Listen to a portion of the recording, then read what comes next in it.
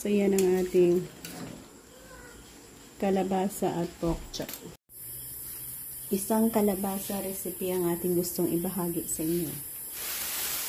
Besides sa ating kalabasa, mayroon tayong nauna dyan na gusto nating prituhin pork belly.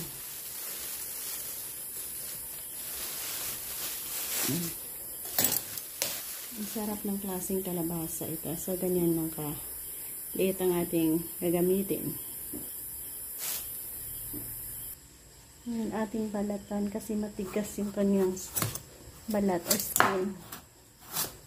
Isang masarap na klase ng kalabasa ito.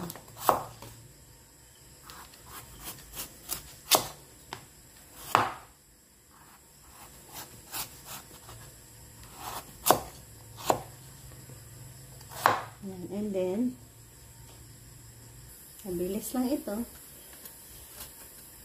Oops.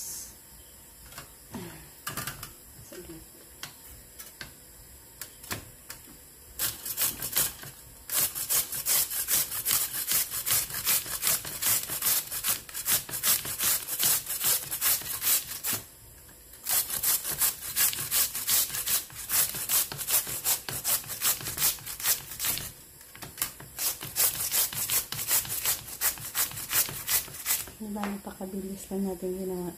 Yan, napakadami na ating nagayat.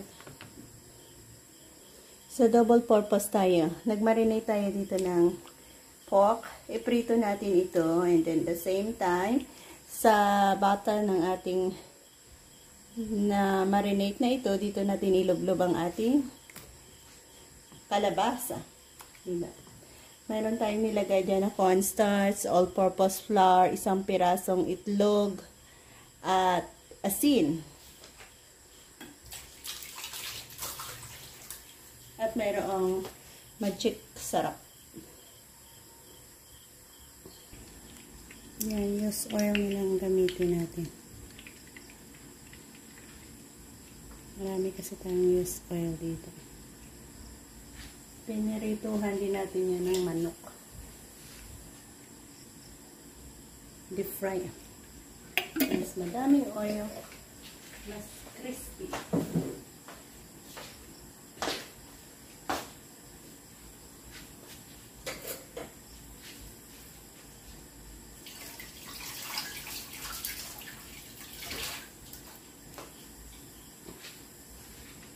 Next, ilagay na natin ang ating na-marinate dito na pork belly.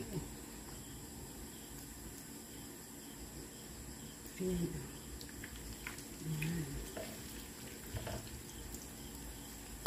Hindi na natin pinainit ang mantika. Ayan. Deep fry. Next, ang bata natin na ito. Lagyan natin siya ng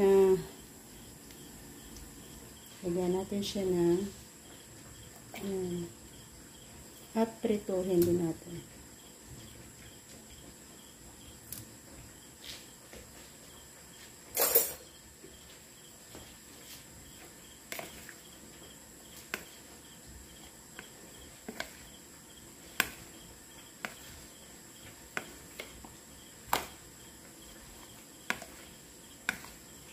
Yan, sakto lang ito.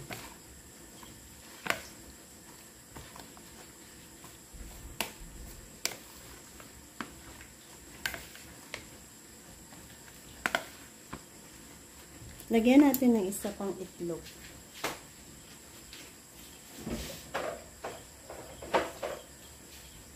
Isang pirasong itlog.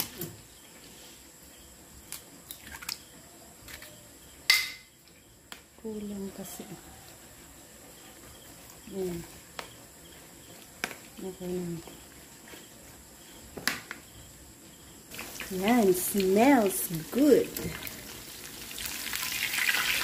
Perfect.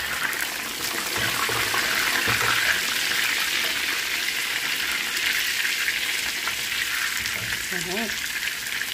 Next natin ilalagay dyan ay ang ating ganito lang natin sa likod.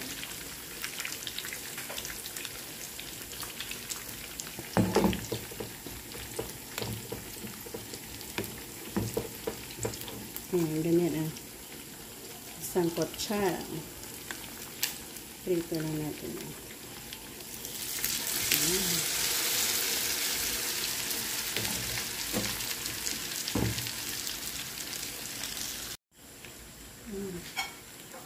Well done din ang aton nga pork belly. Isa, kanami ah. And duha.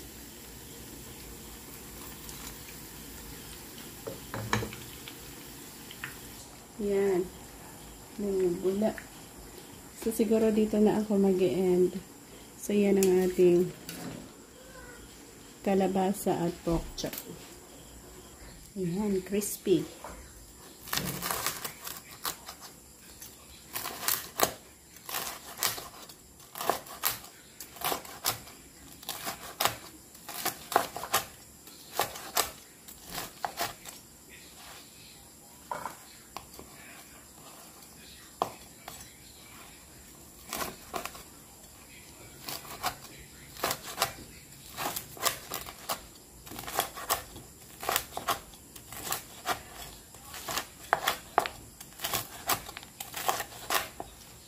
Ayan, oh. Lutong-luto siya.